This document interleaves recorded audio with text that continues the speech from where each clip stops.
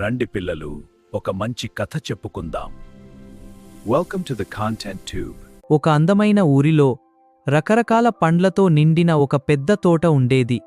ఒకరోజు పుచ్చకాయ ఒంటరిగా కూర్చుని బాధపడుతోంది. అయ్యో, నా బాధ ఎవరికీ అర్థం కావట్లేదు. ఏంది పుచ్చకాయ, ఎందుకలా బాధపడతా ఉన్నావు? ఏం చేయమంటావు బావా? మనుషులు నన్ను కత్తితో ముక్కలు ముక్కలు చేసి తింటున్నారు. నన్ను కూడా పిసికి పిసికి గుజ్జు చేసి తింటున్నారు. నన్నైతే తోలు వాల్చి మరీ తింటున్నారు. ఈ మనుషులకు జాలి లేదు. అంతలో అక్కడికి మొక్కజొన్నొచ్చింది. మీ బాధలన్నీ ఒక ఎత్తు, నా బాధ ఒక ఎత్తు. నన్ను బతికుండగానే కాల్చి తింటున్నారు. ఎవరికి చెప్పుకోను నా బాధ. నిజమే, మా అందరికన్నా నీ బాధే ఎక్కువ.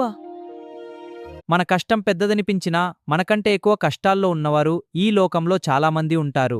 ఇలాంటి మరిన్ని మోరల్ స్టోరీస్ కోసం మా ఛానల్ని సబ్స్క్రైబ్ చేయండి.